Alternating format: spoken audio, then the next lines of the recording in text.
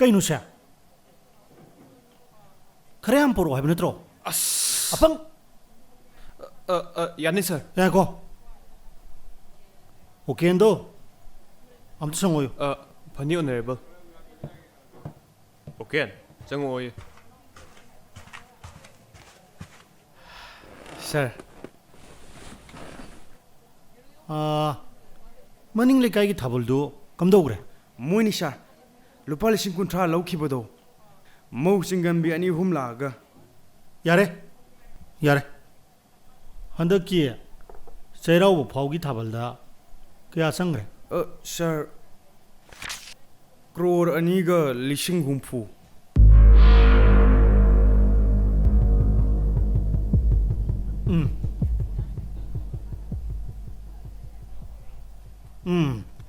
Pio.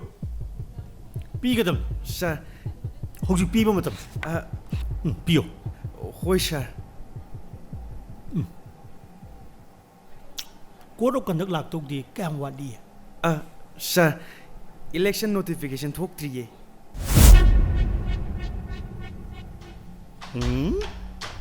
Pasi? Azagadori? Sir. Pio. Sir. Adu Pigadam. Ani sir. Pio. Pijage sir. Amumsa. Mapanami po nami do kay hodorobra. Kamdo hori. Sir. Hojik na win hegat hore sir. Alu ngoban. Inkol gi alu ni. Mun ngorabani khura. Isagi inkol la hoba mana masing chaba simuk phaba leitabani. Law noisu law.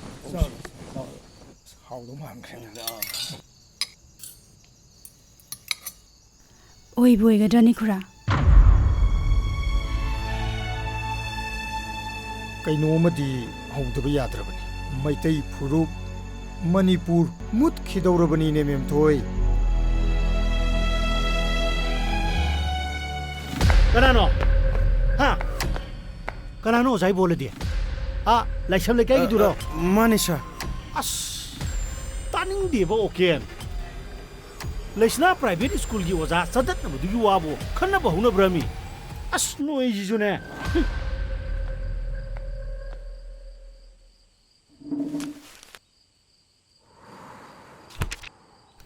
Tamumsa. Somda ikhoisana election naksalak pasida nomada chading tawribase.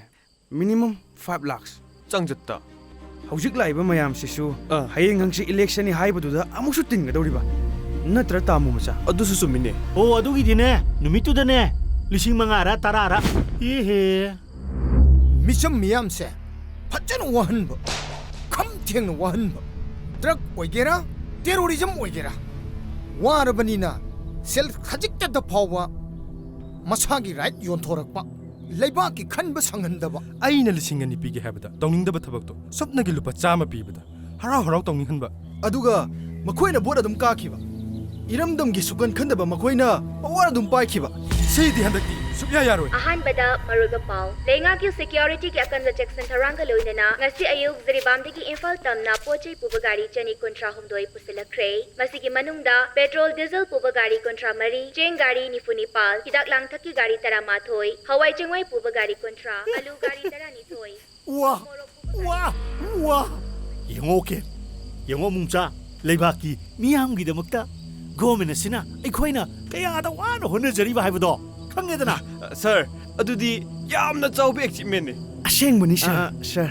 Nongmai chingdon marak tuda. Wah. Tomorok pubagari man Mafam marang khangdaba luching mani gaina. Micham miyam su adu mangai.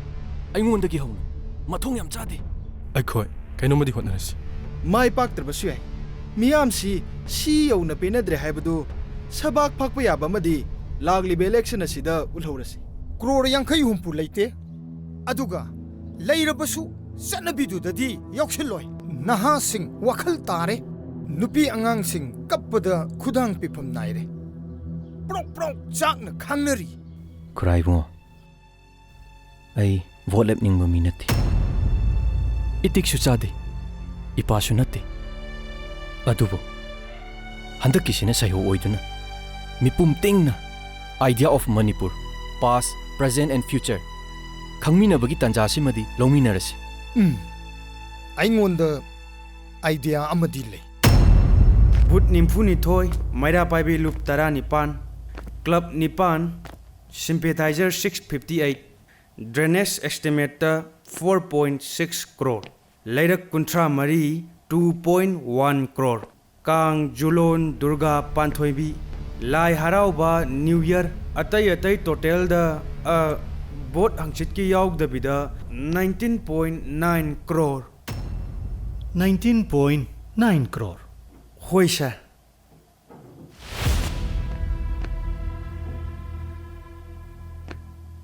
ꯑꯗꯨ ꯈꯛꯇ ꯃꯥꯅꯤ ꯁꯥꯔ ꯑꯩ ꯗꯦꯜꯂꯤꯗ ꯑꯔꯨꯕ ꯊꯕꯛ ꯑꯃ ꯂꯩꯒꯗꯕ ꯏꯁꯥ ꯂꯥꯌꯦꯡꯕꯒꯤ ꯀꯔꯤꯒꯤ ꯄ꯭ꯔꯣꯒ꯭ꯔꯥꯝ ꯑꯃ ꯁꯦꯝꯈꯤꯕꯗꯨ ꯇꯥꯡ ꯀꯌꯥꯅꯣ ꯇꯥꯔꯤꯛ 13ꯒꯤ ꯇꯤꯀꯦꯠ ꯀꯟꯐꯥꯔꯝ ꯑꯣꯏꯖꯔꯦ ꯁꯥꯔ ꯑꯣ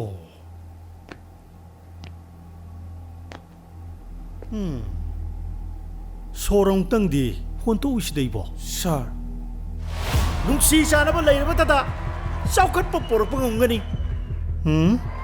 ꯅꯠꯇꯦ ꯁꯣꯔꯤ ꯆꯥꯎꯈꯠꯄ ꯂꯩꯔꯕꯇꯗ ꯏꯪꯕ ꯆꯤꯛꯄ ꯂꯥꯛꯀꯅꯤ ꯀꯔꯝꯕꯅ ꯍꯥꯟꯗꯣꯏꯅꯣ ꯑꯁ ꯋꯥꯈꯟ ꯇꯥꯗ꯭ꯔꯦꯗ ꯑꯗꯨꯗ ꯈꯪꯗꯦ ꯁꯦꯜ ꯄꯤꯅꯤ ꯑꯩꯉꯣꯟꯗ ꯚꯣꯠ ꯄꯤꯕꯤꯌꯨ ꯃꯌꯥꯝꯅ ꯅꯨꯡꯁꯤꯕꯤꯌꯨ ꯋꯥ ꯂꯣꯏꯔꯦ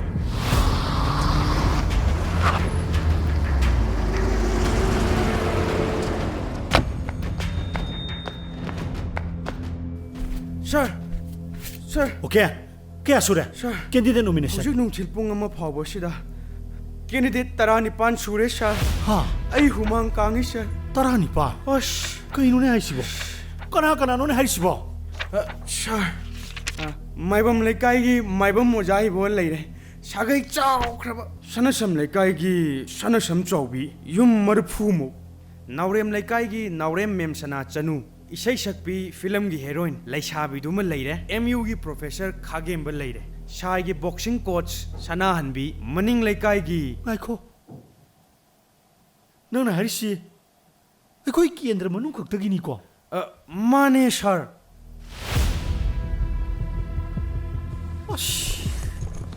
ꯂꯥꯛꯄ ꯅꯠꯇ꯭ꯔꯣ ꯀꯌꯥ ꯁꯨꯔꯦ ꯅꯣꯃꯤꯅꯦꯁꯟꯗꯣ ꯍꯧꯖꯤꯛ ꯐꯥꯎꯗ ꯀꯌꯥꯕ ꯁꯥꯔ ꯀꯌꯥ ꯁꯨꯔꯦ ꯍꯥꯏꯒꯦ 22 ꯁꯨꯔꯦ 22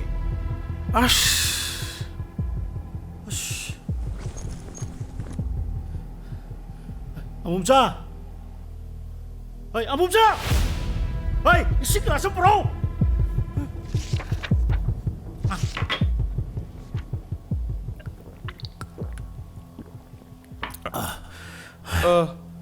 ꯑꯣꯅꯔꯦꯕꯜꯕꯨ ꯑꯈꯥꯝ ꯂꯩꯀꯥꯏꯗꯗꯤ ꯍꯥꯟꯅ ꯚꯣꯠ ꯀꯥꯈ꯭ꯔꯕ ꯑꯝꯇ ꯆꯪꯕꯤꯔꯛꯀꯅꯨ ꯆꯪꯉꯛꯑꯗꯤ ꯈꯣꯡ ꯊꯥꯡꯗꯣꯛꯅ ꯀꯛꯀꯅꯤꯅ ꯍꯦꯛꯇ ꯆꯥꯎꯅ ꯊꯦꯠꯂꯧꯋꯦ ꯁꯥꯔ ꯈꯣꯡ ꯆꯠꯂꯣ ꯍꯥꯏꯕꯅꯦ ꯅꯁꯛꯇꯣ ꯌꯦꯡꯒꯦ ꯆꯠꯈ꯭ꯔꯣ ꯍꯥꯏꯕꯅꯦ ꯀꯔꯤꯅꯣꯅꯦ ꯇꯧꯔꯤꯁꯨ ꯈꯪꯗꯦꯕꯣ ꯁꯥꯔ ꯁꯦꯜ ꯂꯧꯕ ꯂꯥꯛꯑꯝꯕ ꯃꯌꯥꯝꯗꯨꯁꯨ ꯅꯣꯡꯃꯒꯤ ꯃꯌꯦꯡ ꯇꯥꯔꯛꯄꯒꯨꯝꯕ ꯑꯃ ꯀꯔꯤꯅꯣꯅꯦ ꯇꯧꯔꯤꯁꯤꯕꯣ ꯀꯔꯤꯅꯣ ꯅꯣꯏ ꯇꯧꯔꯤꯁꯤꯕꯣ ꯅꯣꯏꯕꯨ ꯁꯤꯒꯨꯝꯕꯒ ꯑꯃꯠꯇ ꯂꯩꯖꯗ꯭ꯔꯕꯣ ꯁꯥꯔ ꯑꯗꯨꯗꯤ ꯂꯥꯟ ꯃꯅꯨꯡꯗ ꯂꯣꯏꯅ ꯂꯣꯏꯈ꯭ꯔꯗꯨꯗꯤ ꯂꯣꯏꯔꯦ ꯃꯦꯝꯊꯣꯏ ꯏꯆꯦ ꯅꯨꯄꯤ ꯒ꯭ꯔꯨꯞꯀꯤꯗꯤ ꯀꯔꯤꯁꯨ ꯆꯤꯡꯅꯅꯤꯡꯉꯥꯏ ꯂꯩꯇ꯭ꯔꯦꯗ ꯑꯋꯣꯏꯕ ꯅꯍꯥꯟ ꯅꯪꯒ ꯆꯠꯃꯤꯟꯅꯔꯨꯕ ꯁꯦꯜꯐ ꯒ꯭ꯔꯨꯞꯀꯤꯗꯣ ꯑꯗꯨꯁꯨ ꯂꯣꯏꯅ ꯄꯨꯟꯁꯤꯟꯈ꯭ꯔꯦ ꯅꯨꯡꯉꯥꯏꯔꯦꯗ ꯅꯨꯄꯤꯁꯤꯡꯅꯕꯨ ꯍꯟꯗꯛꯇꯤ ꯋꯥꯈꯜ ꯇꯥꯔꯦꯗ ꯏꯆꯦ ꯅꯨꯄꯥꯁꯤꯡꯅ ꯅꯨꯄꯤꯕꯨ ꯅꯨꯄꯤꯁꯤꯡꯅ ꯅꯨꯄꯥꯕꯨ ꯐꯖꯅ ꯀꯟꯇ꯭ꯔꯣꯜ ꯇꯧꯅꯈ꯭ꯔꯦ ꯃꯤ ꯏꯆꯦ ꯑꯃꯗꯣ ꯍꯣꯏ ꯑꯗꯨꯒꯤ ꯃꯇꯥꯡꯗꯁꯨꯅꯦ ꯃꯅꯨꯡꯗ ꯂꯣꯏꯅ ꯋꯥꯈꯜ ꯇꯥꯅꯔꯕꯅꯦꯃꯤ ꯊꯥꯕꯨ ꯊꯥꯖꯗꯦ ꯏꯆꯦ ꯍꯟꯗꯛꯇꯤ ꯃꯤꯌꯥꯝꯍꯨꯞꯅ ꯑꯥꯏꯗꯤꯌꯥ ꯑꯣꯐ ꯃꯅꯤꯄꯨꯔ ꯀꯤꯅꯤꯡꯉꯥꯏ ꯑꯣꯏꯔꯕ ꯐ꯭ꯌꯨꯆꯔ ꯃꯃꯨꯠ ꯇꯥꯅ ꯈꯪꯅꯕꯒꯨꯝ ꯇꯧꯔꯦꯀꯣ ꯏꯆꯦ ꯈꯨꯔꯥ ꯍꯣꯏ ꯂꯥꯛꯏꯅꯦ ꯏꯆꯦ ꯑꯩꯈꯣꯏꯁꯨ ꯊꯣꯛꯅꯕ ꯇꯧꯁꯤ ꯏꯆꯦ ꯍꯣꯏ ꯃꯦꯝꯊꯣꯏ ꯅꯨꯡꯗꯥꯡ ꯑꯃꯨꯛ ꯃꯌꯥꯝ ꯂꯥꯛꯇꯣꯏꯅꯤ ꯁꯪꯉꯗꯣꯏꯅꯤꯀꯣ ꯍꯣꯏ ꯏꯆꯦ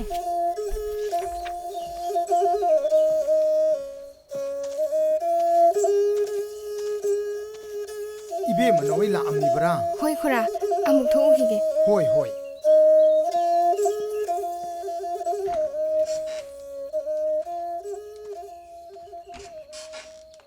Sel kharadi changani dana. Aina tauni. Mayam cha amamam thaktabadi yapo nati. Namong nupigi sana machet tu su. Ngaiko. Madu lairi. Nomination si mi kun mangadang di suhaning bani. Mi si Atai constituency kharagidi mi tara hena file tongnarama le khurai bungo. Oja kurai bungo kurumjari mi kun mga sure nomination file as fareda. Yam fare chawre. hoi kura Adudi horin nungdang meeting ama silone. Sidasu aigidasu natabi. Misu pangyam yamdabi. adudi ngayon biabo urirege de sinjarage Laikai sida lakadori ba election asiga mai lainana kanagumba candidate amattana sel yenbiganu wayen kati lay hana vote lekhroba candidate amatta laikai sida changbirakanu haidana khanganjari kanagumba candidate sina sel yelakpa matamda sel lawramba thoklabadi maduda thorakpa afafatta khudima isa isana pubigadobani haidana club ki maikedi Loiresha. Pumloi loiresha.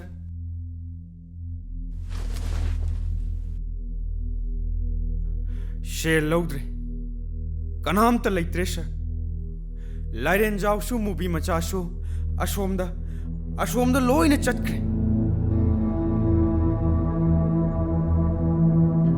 Yam haine ushin krenesha. Makhoi kun mari matam chanu withdraw tawraga ojai bol the support. Tamu machadushu mobile lepiyedana chatkre.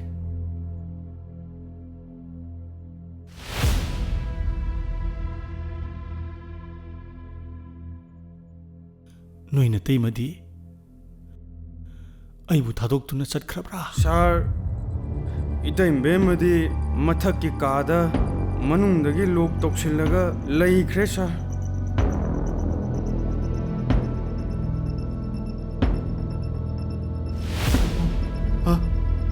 Bot masing thibudi loigrabra. Ngasi bot thadaba numitni sir. Pung 3 da polling loigadaba. Vote masing thidrasu yareda sir.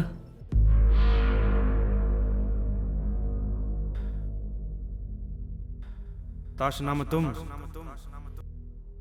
Tashna. Laikai gi yambani nangse. Nungaite. Adubu. Laibak ke ohong bani kaidawruni. Aishu pukse kaya nungaite. Yum phawda chatlugige.